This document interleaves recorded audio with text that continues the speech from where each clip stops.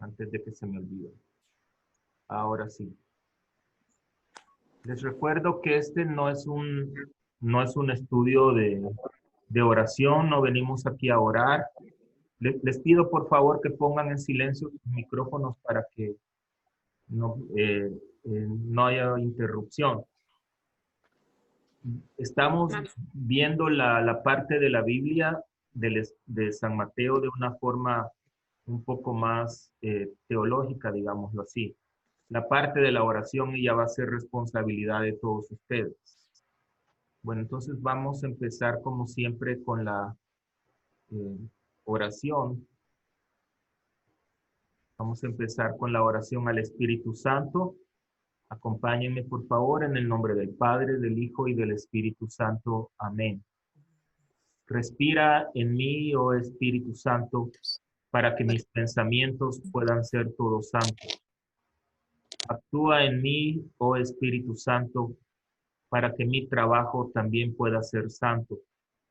Atrae mi corazón, oh Espíritu Santo, para que solo ame lo que es santo. Fortaléceme, oh Espíritu Santo, para que defienda todo lo que es santo. Guárdame, pues, oh Espíritu Santo, para que yo siempre pueda ser santo. Bueno, lo que vamos a ver el día de hoy es lo que tienen en pantalla. El capítulo 2, el libro lo llama La Estrella Guía. Y el temario que vamos a ver es la estrella de Belén, los magos de Oriente, Herodes. Aunque no crean, pues Herodes también tiene una participación importante en este capítulo. Los sueños del Santo Patriarca de San José, el lugar y el nacimiento de Jesús, y vamos a hablar de los santos inocentes. Así es que ese es el temario que vamos a ver el día de hoy. No tienen que escribir nada, por favor, porque la presentación ya la tienen en la página de Santa Clara, en PDF, que la pueden ver, y también el video lo van a tener el día viernes ya en el canal de YouTube. Entonces, vamos a hablar de los magos del Oriente. Bueno, para empezar, no eran magos, realmente eran sabios del Oriente. En los evangelios canónicos, solo el evangelio de Mateo habla de estos magos, entre comillas, sin precisar sus nombres, ni que fueran reyes, ni que fueran tres.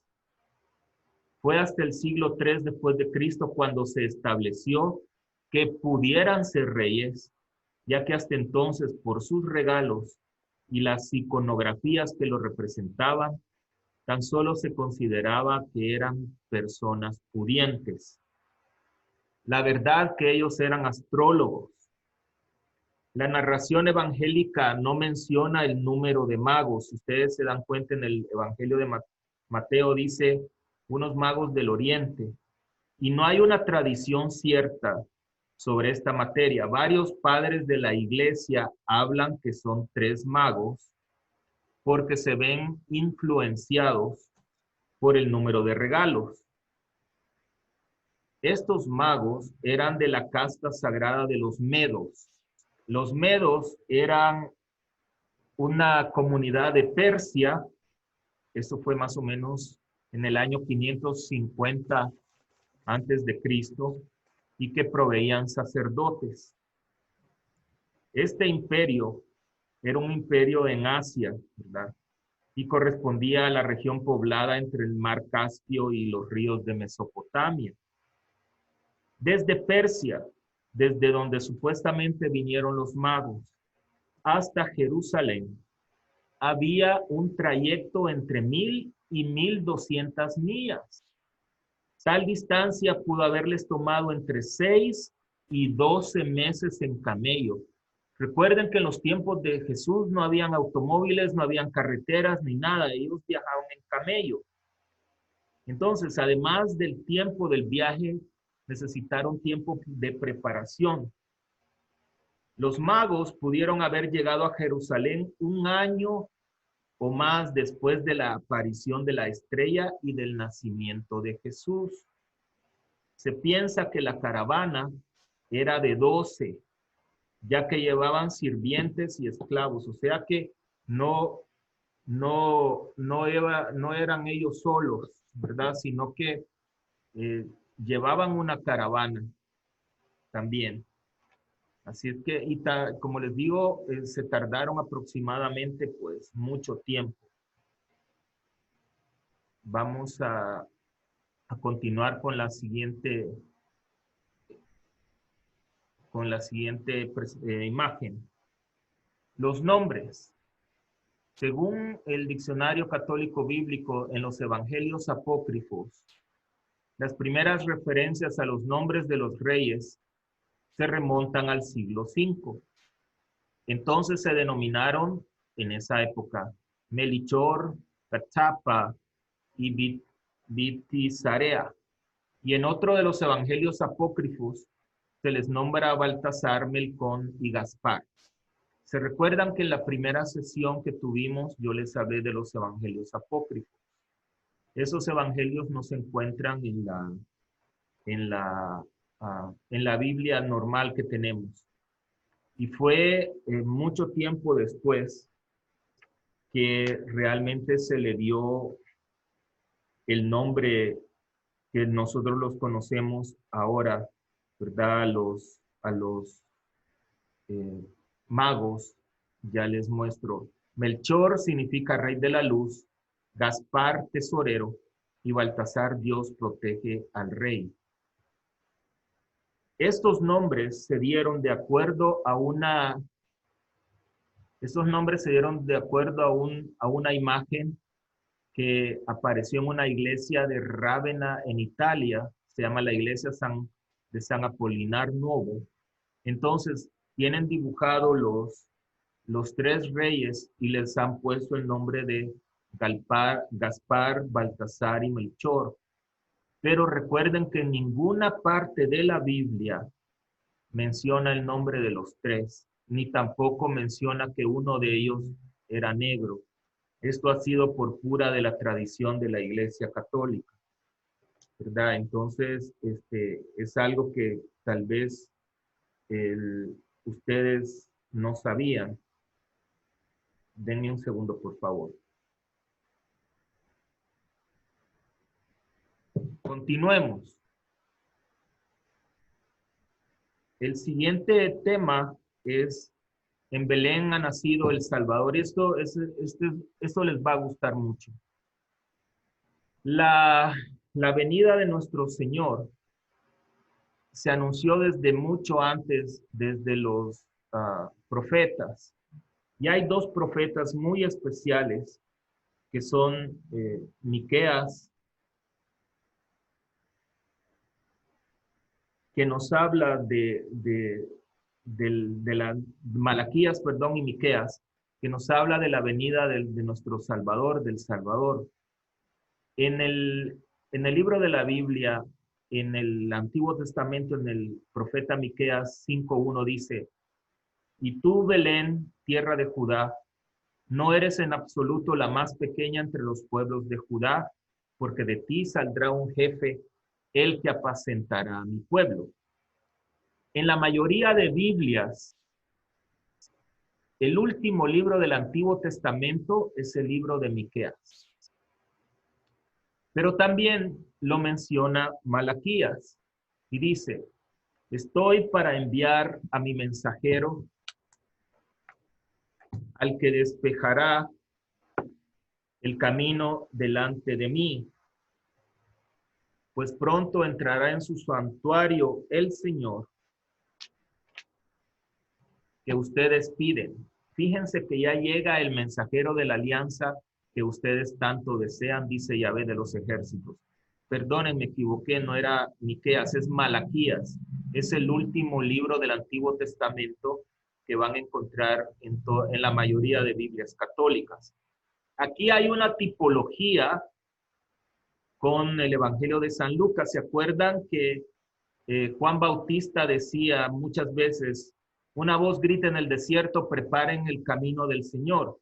esta es una tipología que se remonta desde el Antiguo Testamento, ¿verdad? Entre la venida, el anuncio y la preparación de la venida de Jesús con la venida, la preparación del nacimiento de Jesús que siempre hace Juan Bautista. ¿Y en qué tiempo nosotros escuchamos este evangelio de San Lucas? ¿Se acuerdan que lo escuchamos en el tiempo de Adviento, verdad? Entonces, esto no sé si lo sabían, pero es algo que les va a gustar, porque a mí me gustó cuando lo investigué. El libro de Malaquías, la profecía de Malaquías, aparece 4 siglos antes del nacimiento de Jesucristo. Después de Malaquías, si ustedes se dan cuenta, no hay absolutamente nada de las Sagradas Escrituras ni que hablen de Dios, de los profetas, de nadie. Hay un periodo que se llama como periodo árido o periodo muerto, un periodo en silencio. Esos 4 siglos. El libro terminó de escribirse 4 siglos antes del nacimiento de Jesucristo. Entonces, la iglesia tomó esos 4 siglos para establecer el Adviento. El Adviento, como ustedes saben, son 4 semanas.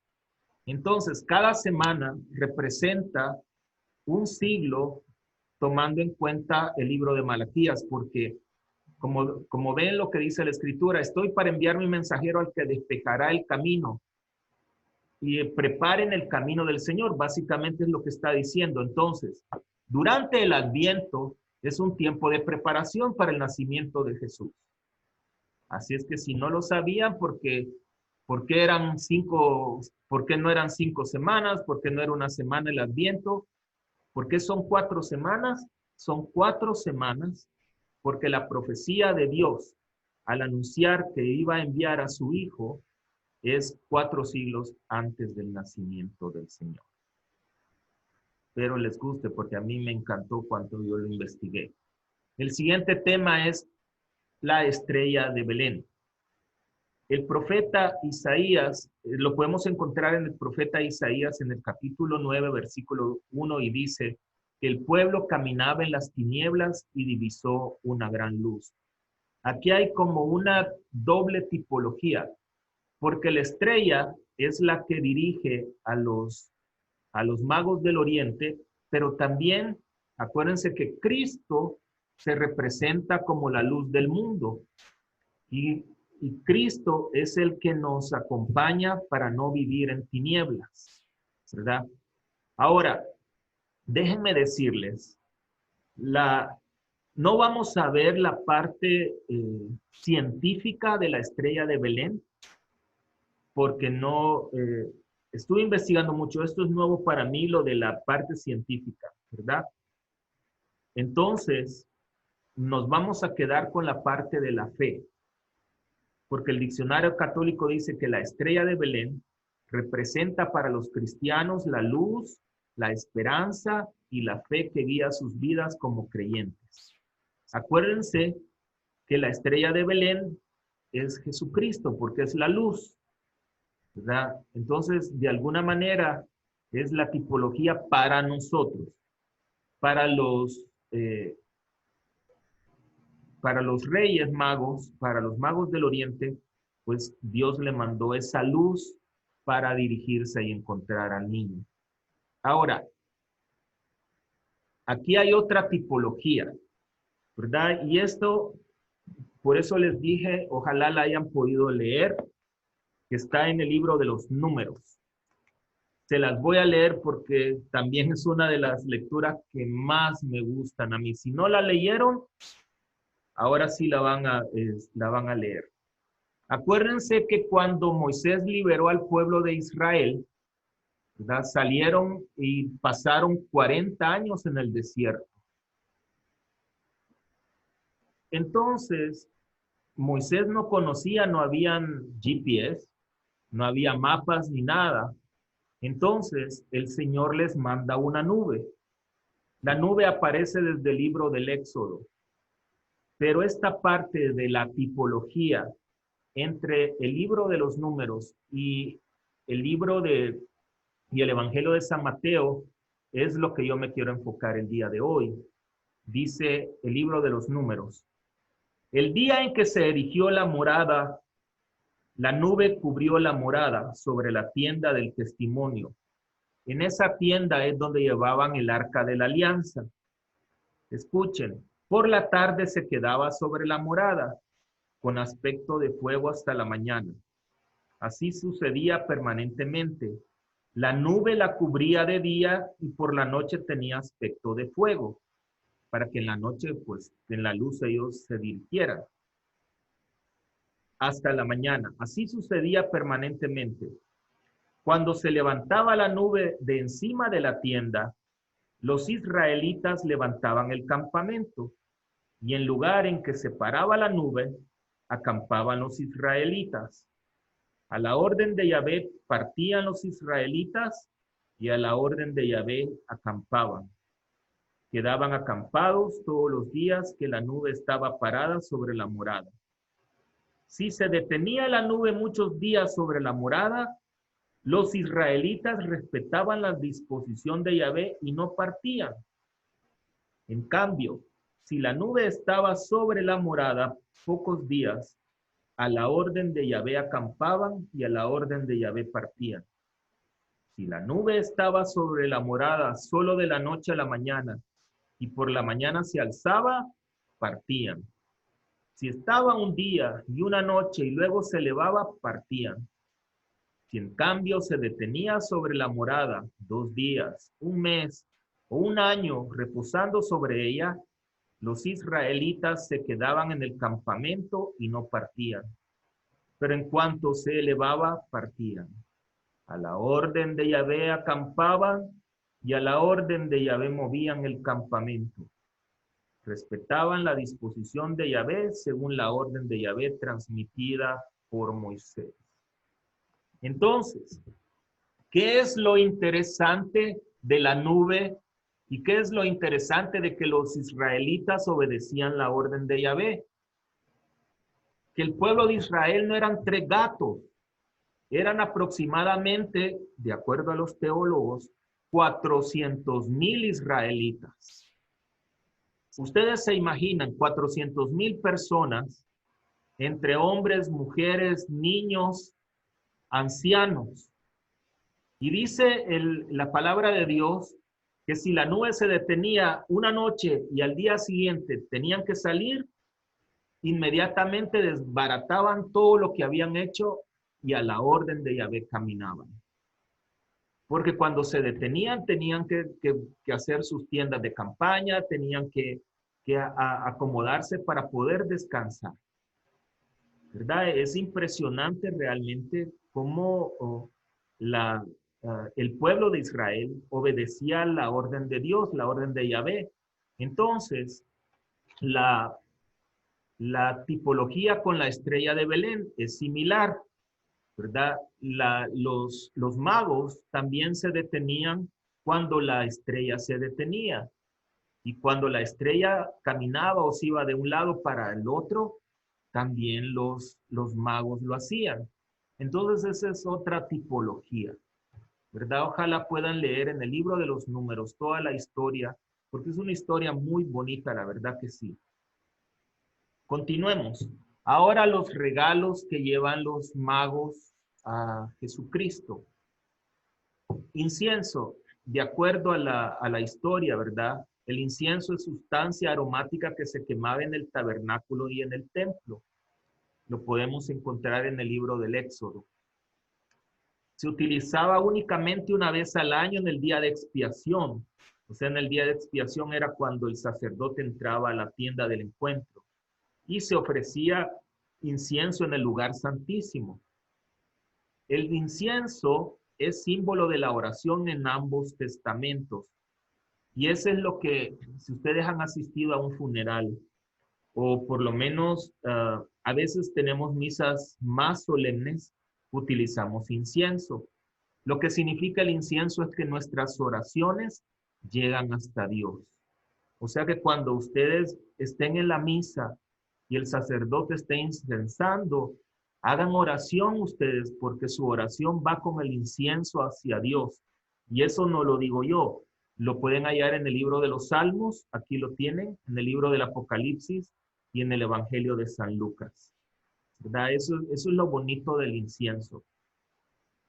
El oro, pues el oro conocemos pues que es metal precioso y se utilizaba únicamente para los reyes en aquella época. Se obtenía de la Jávila y del Sabá. El Sabá era una tierra de los egipcios, ¿verdad? Job lo menciona en significativas comparaciones. Abraham era rico en plata y oro, en su tiempo ya se usaba este metal para hacer alhajas y adornos. Pero aquí hay algo muy importante, miren. Dice, los hebreos lo usaron en la construcción del tabernáculo y en el templo.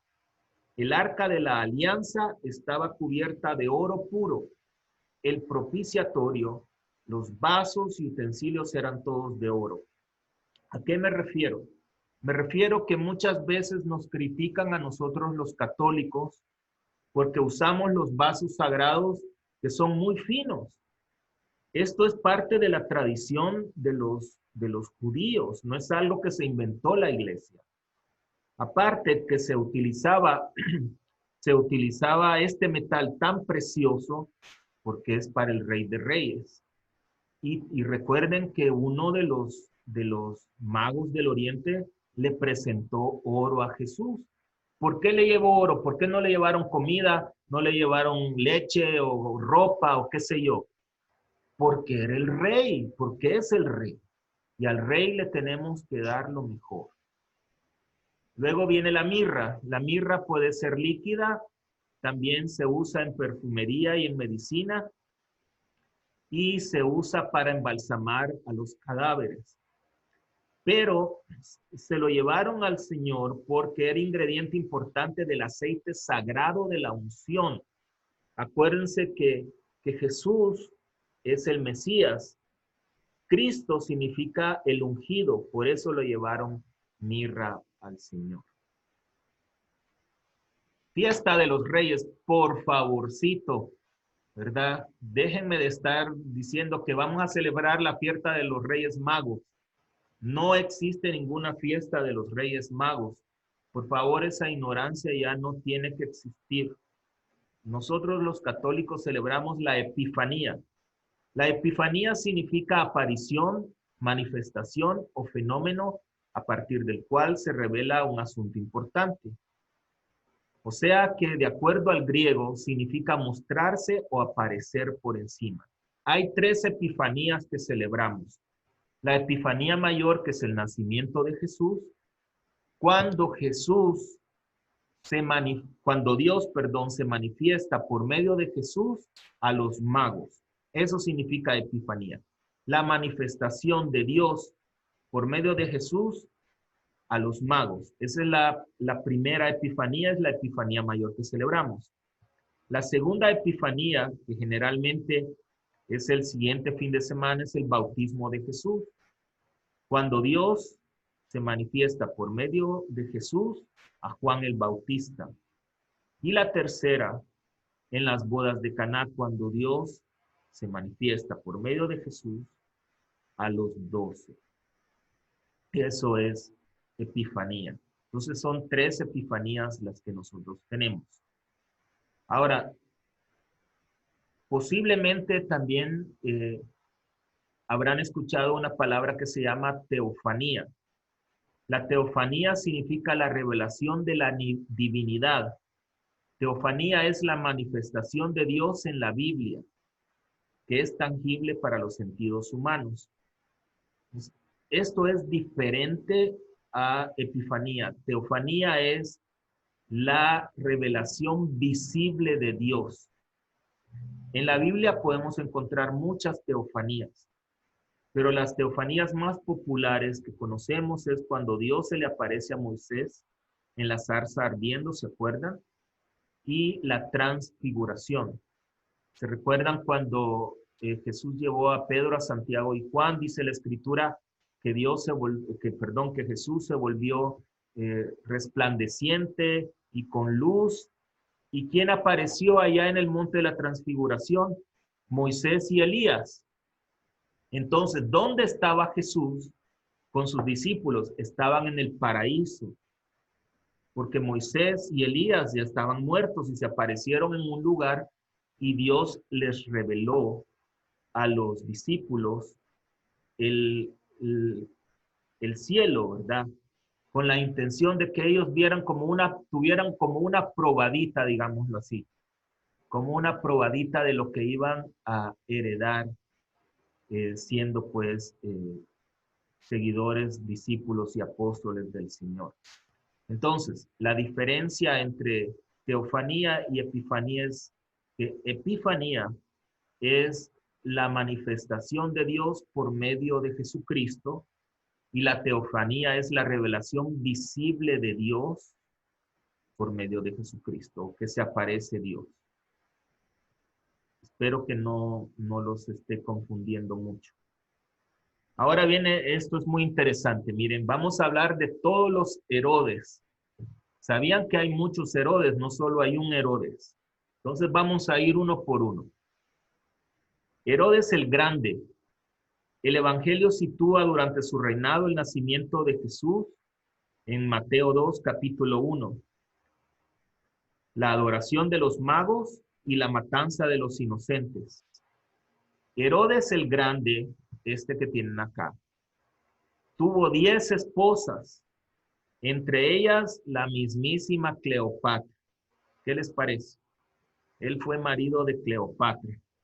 Entonces, a Herodes el Grande, de acuerdo a las Sagradas Escrituras, se le atribuye en el tiempo del reinado del nacimiento de Jesús la adoración de los magos. ¿Se acuerdan cuando el Herodes manda llamar a los magos para averiguar que dónde estaba el Salvador? Y la matanza de los inocentes. Y tuvo 10 esposas, una de ellas fue Cleopatra. El siguiente fue Herodes Arquelao. Luego de la muerte de Herodes el Grande, su hijo mayor Arquelao heredó la mitad del reino de Judea, Samaria e Idumea. Es mencionado en el capítulo 2 de San Mateo del 19 al 23. Si ustedes leyeron el Evangelio, el capítulo 2, se van a acordar que habla de Arquelao. Todos los descendientes de Herodes se llamaban Herodes. Así era la costumbre de ellos, era su dinastía. Luego viene Herodes Antipas. Herodes Antipas es hijo de una samaritana. Fue tetrarca de Galilea y Perea entre los años 4 y 39. Fue criado en Roma junto a Arquelao y su medio hermano Filipo. A la muerte de su padre, de Herodes el Grande, Augusto le otorgó la tetrarquía de Galilea y Perea. Escuchen, contrajo un escandaloso matrimonio con Herodías, esposa de su hermanastro Herodes Filipo. Para poder casarse con Herodías, repudió a su esposa legítima. Fue Herodes Antipas quien mandó a decapitar a Juan Bautista por Herodías. ¿Se acuerdan? Cuando eso lo vamos a ver en el capítulo 6 de San Mateo. Cuando la hija de Herodías baila, ¿verdad? Entonces le dice a su madre, Salomé le dice a su madre, ¿qué le puedo pedir? Y Herodías le dice, pídele la cabeza de Juan. Entonces, Herodes Antipas fue el que mandó a decapitar a Juan el Bautista y también fue al quien le llevaron a Jesús en el momento del juicio. No fue Herodes el Grande, sino que Herodes Antipas. Luego viene Herodes Filipo, el primero. Vivió en el siglo I de la era cristiana. Fue el primer marido de Herodías. O sea, de que lo que pasó con ella es que Herodías se divorció de Herodes Filipo para casarse con Antipas. De su relación con Herodías nacería Salomé, o sea que Salomé era hija de Herodes Filipo. Ya como saben, es famosa en su relato bíblico relacionado con la decapitación de Juan Bautista. Y luego contraería matrimonio eh, Salomé con Herodes Filipo II.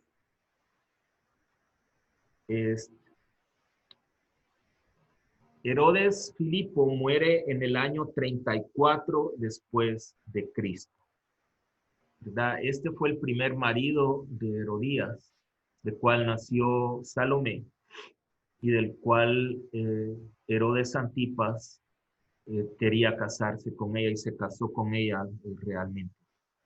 Luego viene Herodes Filipo II. Es hijo de Herodes el Grande y tetrarca de varios países. Reinó sobre territorios habitados por no judíos, era gran amigo de los romanos y fue el primero que acuñó monedas con la imagen de Augusto y de Tiberio. Filipo II gobernó con justicia y benevolencia. Él se casó con Salomé, la hija de Filipo, ¿verdad? E hija de Herodías. Pero resulta que Salomé fue estéril. ¿Qué les parece? Es interesante toda la historia de los Herodes, ¿verdad? Bueno, sigamos con los Herodes. Herodes Agripa, tras ser destituido de su cargo, su tío Herodes Antipas, a Herodes Agripa le fueron entregados los territorios de Galilea y de Perea. En cuanto a este Herodes, solo existen algunas menciones en el libro de los Hechos de los Apóstoles. Su reino coincide con los inicios de la Iglesia Universal, pero no conoció a Jesús. No fue en los tiempos de Jesús. Y luego viene Herodes Agripa II, que fue el último de los Herodes, hijo de Herodes Agripa I, que es el padre de él. Él mantuvo una relación incestuosa con su hermana, lo que hace ganarse el repudio de toda la población. Esa es la historia de todos los Herodes. Yo creo que es muy interesante conocerla porque también las escrituras de alguna manera hablan de todo esto, ¿verdad? De Herodes el Grande, de Herodes Antipas, de Salomé, de Herodías, etc. Entonces aquí tenemos el resumen. Muerte de los niños en Belén es Herodes el Grande.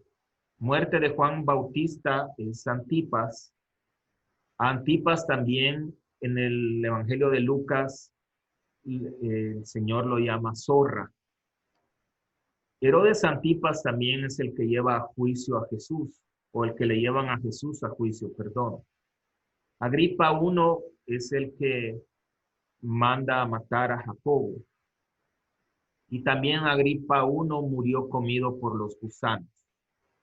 Agripa II lo escuchó Pablo, nada más, que está en el libro de los Hechos de los Apóstoles, capítulo 26. Ahora veamos los sueños del Santo Patriarca y los ángeles. Espero que, aquí no me voy a llevar mucho tiempo, porque yo espero que hayan leído ya sobre los ángeles, ¿verdad? Los sueños y los ángeles tienen una importante participación en las Sagradas Escrituras. Para los creyentes y algunos reyes, faraones, los sueños eran una forma de divina comunicación.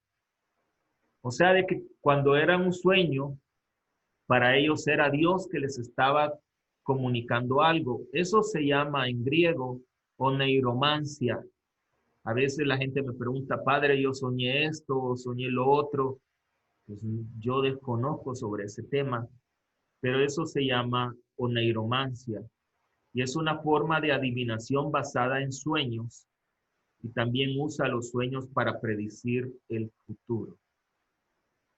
Pues esto es muy delicado, ¿verdad? Porque predecir el futuro, pues solo Dios conoce el futuro. Tengan mucho cuidado con esto de los sueños y hay gente que lo malinterpreta, ¿verdad? Pero en el caso del Santo Patriarca de San José, pues diferente. Y en las Sagradas Escrituras vemos también que Dios se revelaba por medio de los sueños a muchos de los personajes de las Sagradas Escrituras. El siguiente tema es la matanza de los inocentes. Ya le encontramos, hay una tipología, ¿verdad? En el Éxodo, ¿verdad? Del capítulo 1, del 15 al 16, y la de Jeremías también la encontramos. Es una tipología. No voy a abarcar las escrituras porque me llevaría mucho tiempo. Solo debo de decirles algo. La matanza de niños era una tradición para la gente del tiempo de Jesús y del Antiguo Testamento. Por ejemplo, Herodes el Grande llegó a matar al líder Antígono y a 45 hombres, a su hermanastro Aristóbulo, su esposa Marían, a la madre de Marían, sus hijos y su primer hijo también, a muchos de los que pensaba querían quedarse con su trono. O sea que los inocentes era la matanza de los primogénitos. No es que solo fueran niños, sino que mueren primogénitos. Claro, en el caso de Jesús, en los tiempos de Herodes, era porque Jesús acababa de nacer. Pero si ustedes se acuerdan también en el inicio de las Sagradas Escrituras, cuando Dios manda las plagas al faraón, una de las plagas es que mataban a los primeros hijos. Y Dios manda a Moisés a que pinten en cada puerta con una cruz de sangre para que el primogénito no muriera. Como les digo, ya era parte de su tradición. ¿Por qué? Pues no hay un ejemplo claro, ¿verdad? Pero era algo muy común para ellos. Así como la crucifixión, por ejemplo. Para nosotros es terrible, pero la crucifixión era algo normal para los criminales. Eso era que los condenaban, como ahora en nuestros tiempos que se tiene la pena de muerte, ¿verdad? Eso no está bien, pero es algo que se acostumbra en algunos países, lastimosamente. Ahora, ¿por qué la celebramos el 28 de diciembre, que es el Día de los Inocentes? Mucha gente hace bromas ese día, ¿verdad? Pero se celebra porque es inmediatamente después de la Navidad. ¿Se acuerdan de que ya Jesús había nacido? Entonces Herodes manda matar a los primogénitos, a los niños pequeños, primogénitos, inmediatamente después. Por eso es que la iglesia lo celebra el primer domingo después del nacimiento de Jesús. ¿Dónde nació Jesús? ¿Verdad? Nosotros oímos que es Jesús de Nazaret, pero Jesús no nació en Nazaret. Acuérdense que Jesús nació en Belén, ¿verdad? A Belén es donde llegan los reyes del oriente. En el Evangelio de Mateo dice, cuando nació Jesús en Belén de Judea, en tiempos del rey Herodes. Y Lucas escribe, cuando José y María estaban en Belén, ella dio luz a su hijo primogénito. En cambio, los otros dos evangelistas, Marcos y Juan, sostienen que Jesús nació en Nazaret. Pero los otros dos evangelistas, Marcos y Juan, presentan a Jesús como si hubiera nacido en Nazaret. Pero realmente nosotros sabemos pues que nació en Belén. Pero lo conocemos realmente, no recuerdo la verdad, en ninguna parte de las escrituras que diga Jesús de Belén. Decían Jesús de Nazaret como José de Nazaret. ¿Por qué? Porque cuando era pequeñito lo llevaron allá a Nazaret huyendo. El ángel le dice que huyan de allá porque si no lo iban a matar, ¿verdad? Entonces, por eso, y vean aquí el mapa, ¿verdad? Belén estaba pues retirado. Acuérdense que esto era el lugar que no habían carreteras, no había transporte, O iban en burro, o iban en camello, o iban caminando también. Y no tenían zapatos así cómodos para caminar también. Entonces era un trayecto que realmente era bastante largo, ¿verdad? Ahora ya terminamos pues nuestro capítulo para la próxima semana. La tarea es leer el capítulo 3 de San Mateo. ¿Y qué es lo que enseña el Catecismo de la Iglesia Católica en relación a la Epifanía? Y lo tiene, el número 528. También encuentre un cumplimiento de la profecía entre Oseas y Mateo, como una tipología, entre Oseas 11:1 y Mateo 2:14-15. Ahora quiero que me envíen un correo, cómo celebran en tu casa la Epifanía, y quisiera que también me compartieran qué nuevo aprendieron en esta sesión. Esto pues, como les digo, lo tienen, ya se los envié en el segundo correo, lo van a tener también en la, en la presentación que está puesta en la página. Bueno, tenemos tiempo para preguntas. ¿Alguien, qué les pareció el tema de hoy? A ver, preguntas, comentarios. Interesante, padre. Bien interesante. Cuando estuve yo leyendo, repasando el significado de la estrella, Ajá, primeramente, ¿verdad? Por mí, ¿verdad? Pues era interesante para ver cuál era la relación entre los magos. Ahora de saber de que pues, no eran pues reyes, como decíamos, que nosotros referíamos como reyes, ujú. pero astrólogos, Eran astrólogos, científicos, ¿verdad? correcto. Y la estrella, la estrella aparece también en varias partes de la Biblia. Hay un repaso sobre, o sea, usando la estrella como luz, refiriendo a la palabra de luz. Correcto, así es, así es. Muy bien, gracias, Andrita. ¿Quién más quiere preguntas? A ver, María Teresa Fuentes. Padre, a mí me encantó la explicación sobre Herodes. Yo solamente pensé que era uno y ahora ya conocí la familia y la realidad. Muchas gracias. Así es.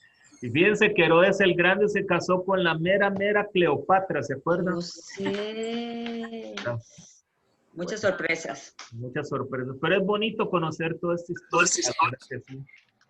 Padre, algo que no me queda claro a mí es que Herodes le dijo a los reyes que fueran a ver al niño y que le dijeran dónde estaba porque él iba a ir a adorarlo. Correcto. ¿De dónde sacaron los reyes que lo querían matar? Porque la estrella les avisó a ellos. Eso dice la Sagrada Escritura, que les avisaron de que se fueran por otro lado, porque Herodes los quería matar. Sí, dígame, María Teresa. Me encantó también la obediencia del pueblo de Dios cuando la nube que obedecían, ¿por qué no somos así? ¿Por qué no somos así? ¿Cómo? Obedientes, que estaban muy dóciles. Ahora sabemos dónde está la nube, se vendría a ser las iglesias y no estamos en ellas. Ahí está la cosa. Sí, O yo ya sé que cuando haya nube no salgo.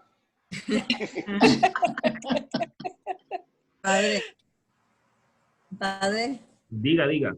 en la tarea que dice que cómo celebramos la Epifanía, ¿a cuál? Porque son 3, ¿verdad? ¿O es nada más? Pero la que celebramos realmente está el 6 de enero.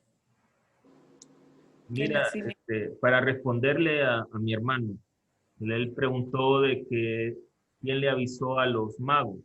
Dice el Evangelio de San Mateo 2:12. Hay que leer los capítulos, ¿verdad? Dice, y avisados en sueños que no volvieran a donde Herodes, se retiraron a su tierra por otro camino. O sea que en sueños les avisaron y fue la estrella quien los dio a ellos también. Como les dije, los sueños tienen una importante participación en toda la historia de la salvación, en las Sagradas Escrituras, tanto en el Antiguo como en el Nuevo Testamento. A ver, preguntas, comentarios. Interesante, padre. Interesante. Sí, muy interesante, padre, Interesante porque usted todo. abarca aspectos de la historia, ¿verdad? Sí, Entre más se conoce sobre la historia, pues se le da un marco más exacto a la interpretación, ¿verdad? Entonces, sí, mire, yo también no sabía que eran tantos. Herodes. Herodes, sí, sí, y pues no, realmente, pues,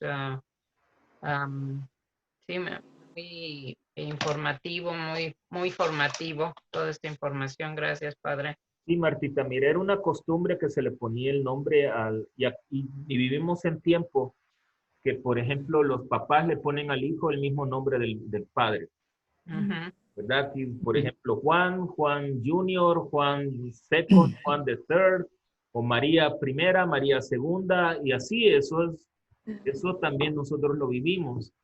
Lo importante también de todo eso, recuerden que los tiempos, en esos tiempos, no había tanta facilidades, pues, porque tecnología no había. O sea, de que cuando hablamos de que tuvieron que caminar Jesús, cuando decimos que salió de un poblado a otro, no vayan a pensar que fue en un día. Se tardaban meses en caminar para poder llegar, porque andaban a pie, no tenían transporte y tampoco eran zapatos así cómodos, ¿verdad?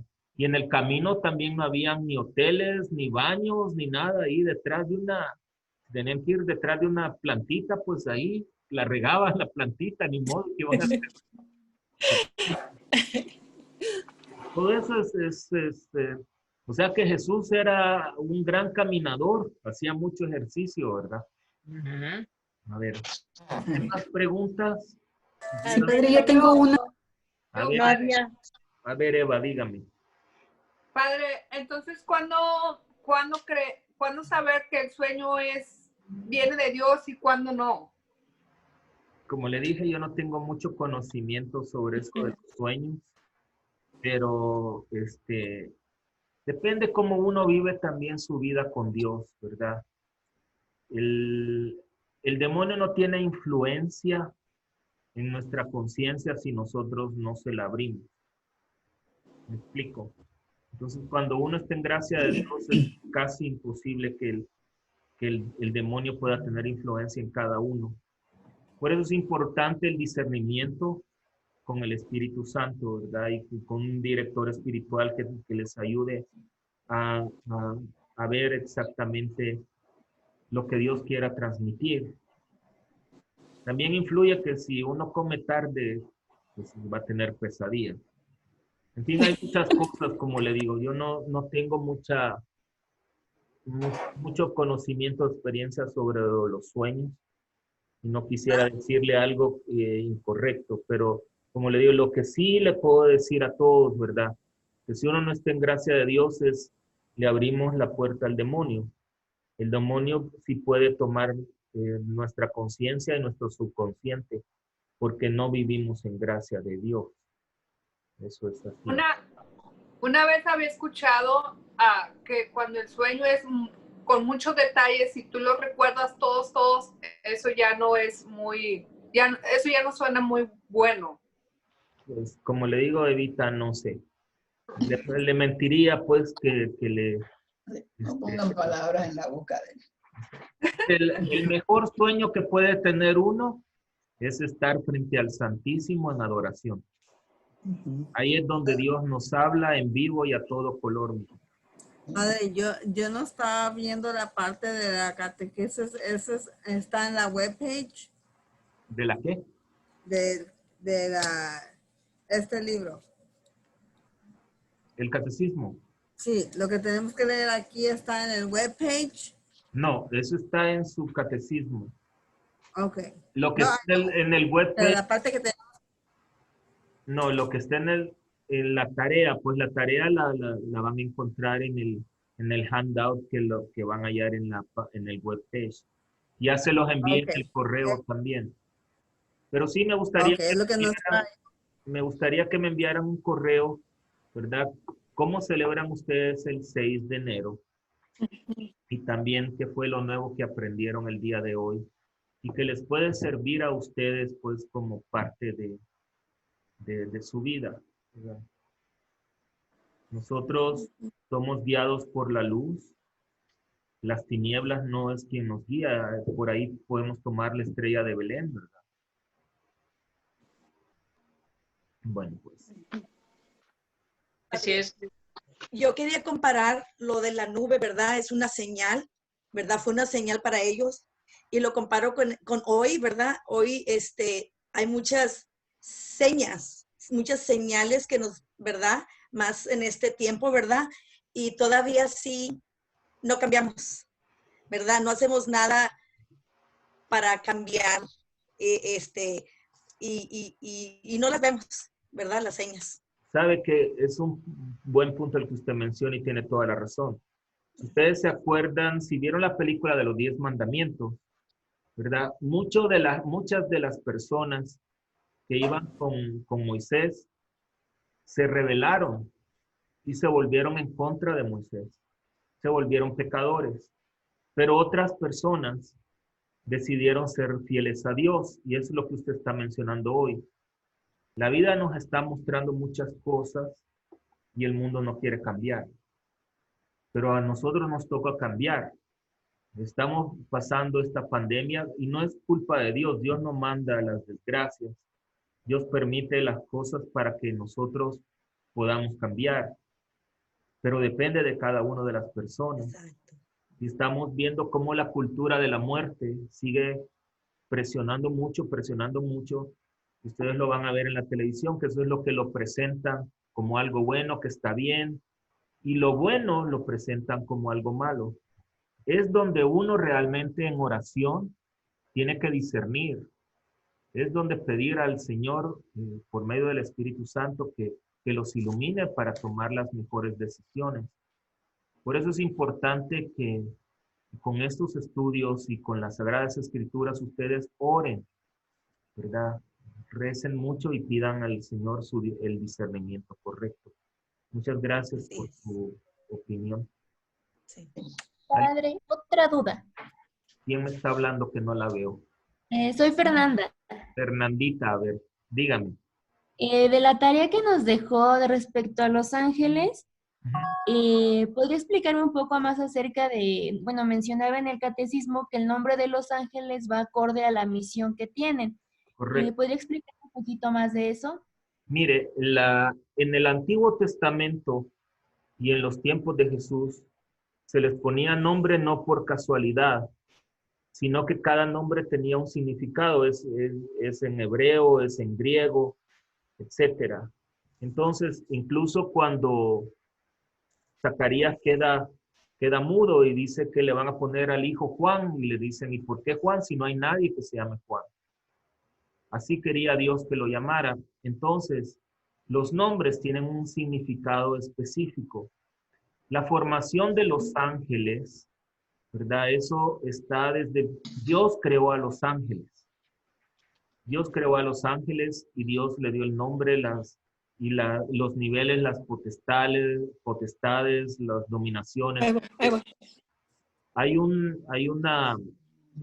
diferentes niveles en los ángeles. El ángel más preciado era Lucifer, ¿verdad? Pero fue el que se reveló realmente. Sí se puede, hijo. Sí se puede. Tienes que salir, pero con las tijeras se me hace que no. No, con las tijeras no. Con la mano. Mami, está la bocina. Se oye. Bueno, entonces le decía que esos nombres salieron, los creemos por fe, ¿verdad? Los creemos por fe realmente, porque Dios los puso, entonces cada nombre tiene un significado. Sí, ¿Cuál es la Usted dio, adoración de los ángeles? padre, Dígame. usted dio un seminario sobre los ángeles y creo que yo lo tengo grabado. Sí, yo lo di cuando tenía el programa en Radio Guadalupe, lo pueden ver también en el canal de YouTube. Sí, muy bonito, ahí lo explicó. Sí. YouTube. Bueno, pues YouTube, creo que ya llegamos al final. Una última pregunta o comentario. ¿Todo bien? Bueno, pues muchas gracias a todos, de veras. La bendición, Padre. Que Dios me los bendiga. Ya va.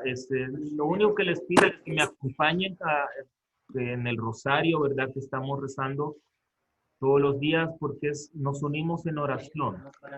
Las oraciones son muy importantes, ¿verdad? Acuérdense cuando dice la Escritura, donde dos o más ahí estén reunidos, ahí estoy. Bueno, pues el Señor esté con todos ustedes. Con su espíritu. Y la bendición de Dios Padre Todopoderoso, Padre, Hijo y Espíritu Santo, descienda sobre cada uno y les acompañe siempre. Permanezca siempre. Pues, vayan en paz y que Dios me los bendiga. La paz del Pórtense bien. Pórtense bien.